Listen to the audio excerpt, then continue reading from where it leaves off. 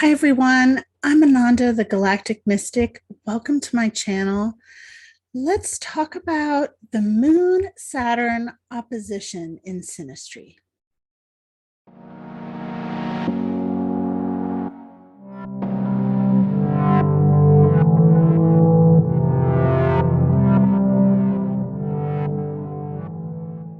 Hey there, deep divers. Welcome to my channel. Around these parts, we talk a lot about astrology, mysticism, folk magic, and working consciously in our relationships and navigating the cycles of life. Conscious relationships is really what we're going to be talking about today, because the Moon-Saturn opposition in Synastry is a really interesting one.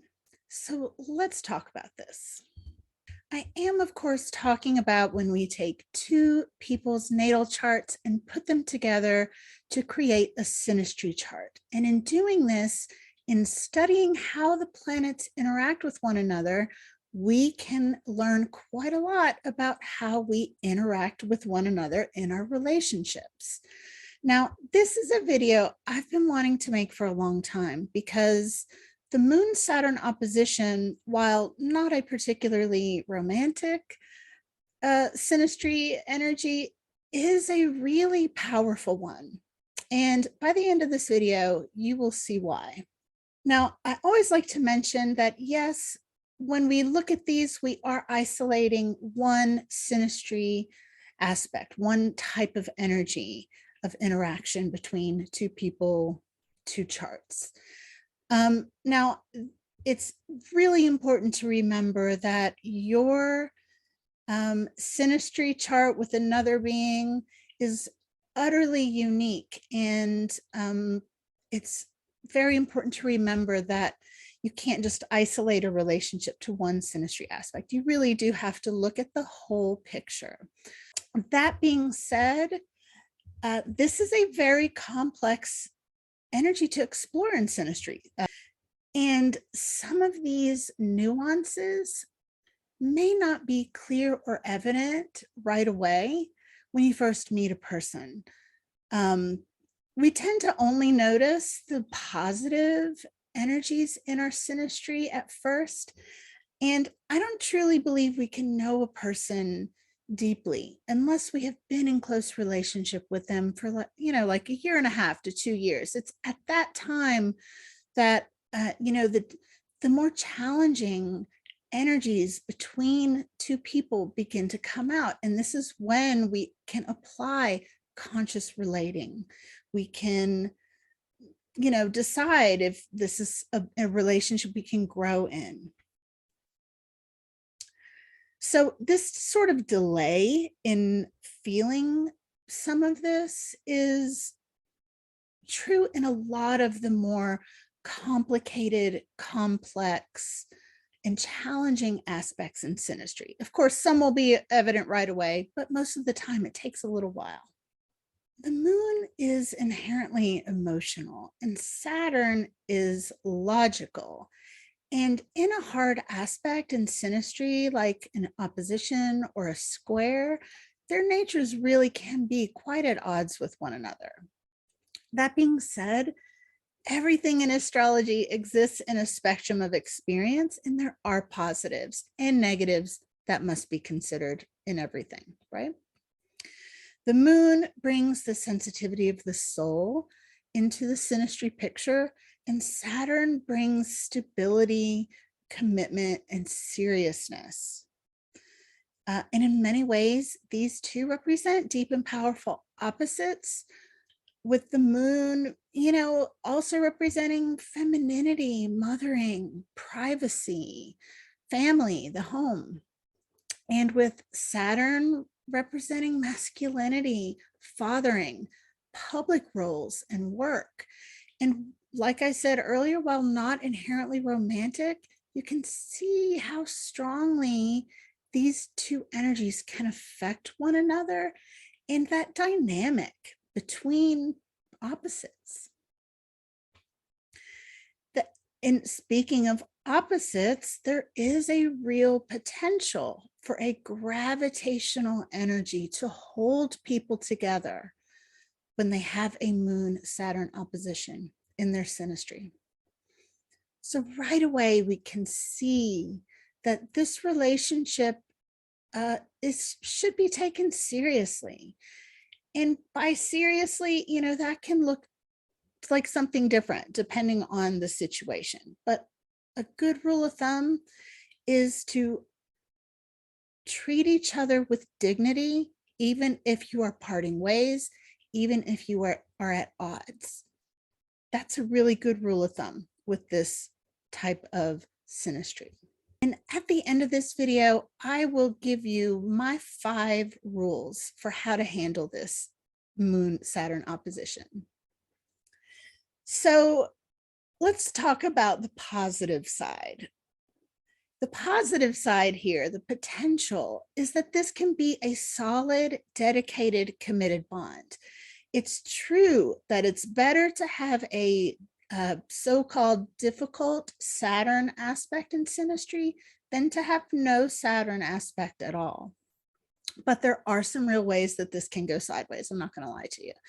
The Moon person, especially if the Moon person has a water moon, or their moon is, say, in a water house, in the 4th house, 8th house, or 12th house, the Moon person can really experience rejection when they need comfort, kindness, softness, warmth, or emotional presence from the Saturn person.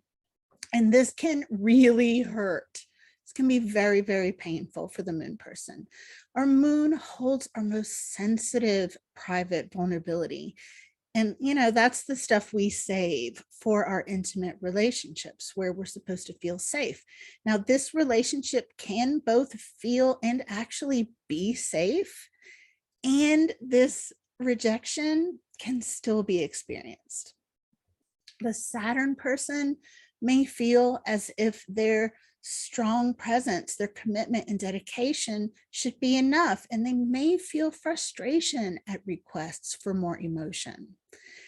Also, when the Saturn person needs practical, clear, responsible reactions from the Moon person, sometimes even commitment, the Moon person may not be able to offer that. They may only be able to offer nonlinear emotional responses. And this can have the Saturn person feeling like they carry a burden, that the relationship is burdensome, that it's a lot of work, and they can feel unsure that there's not an equal weight distribution in the relationship. And so with the very real potential for this connection to be respectful, dedicated, committed, it can sometimes get too serious. A marriage or a long-term relationship, including friends, family, mother-child, parent-child relationships, with this opposition can sometimes focus on too much work and responsibility. And this, unfortunately, can amplify any emotional coolness, distance, oppressive limitation, sort of indifference that can develop. The Moon person needs warmth and emotional presence. The Saturn person needs responsibility, work, and commitment. And the blessing of understanding astrology is that if you can both understand this dynamic, sometimes even if just one of you can understand it, it can really make a difference in how this can play out. Okay, now I would like to share with you my rules. Really, they're just gentle suggestions on some ways, some things to keep in mind if you have this in synastry. One is, do not rush into commitment, but don't play games if commitment is not something you're interested in. 2, if you take your time, you can build the solid foundation this relationship needs if it is in fact going to be one that lasts. Number 3, be trustworthy if you wish to keep this relationship. If you don't, be honest and let the other person go.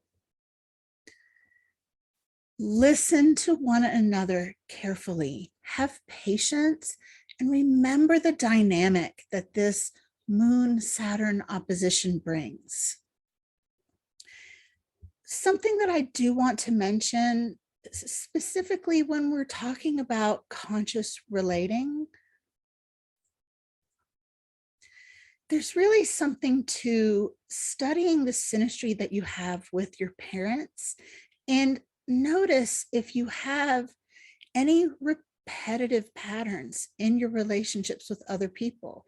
For instance, if you have a sun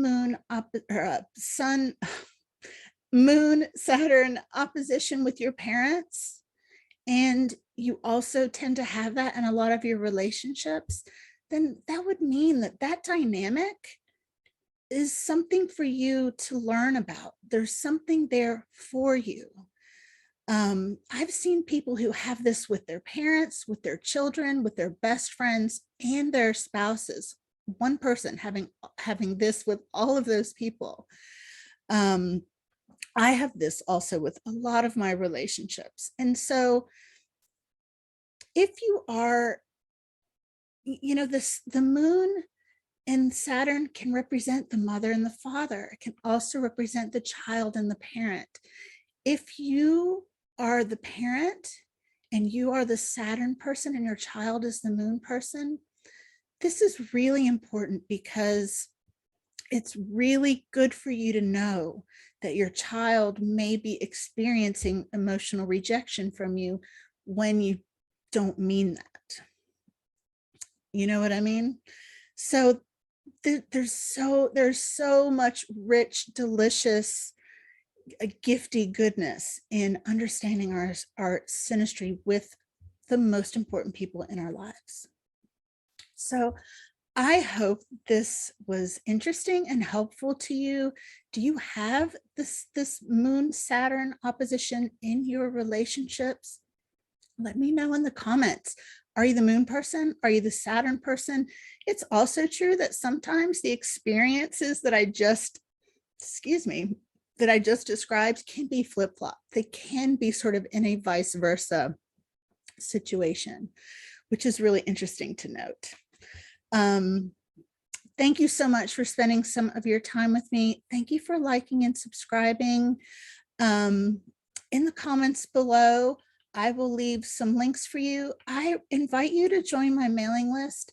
It will not trigger a string of emails, just so that we can keep better in touch. Thank you so much. I'll see you really soon.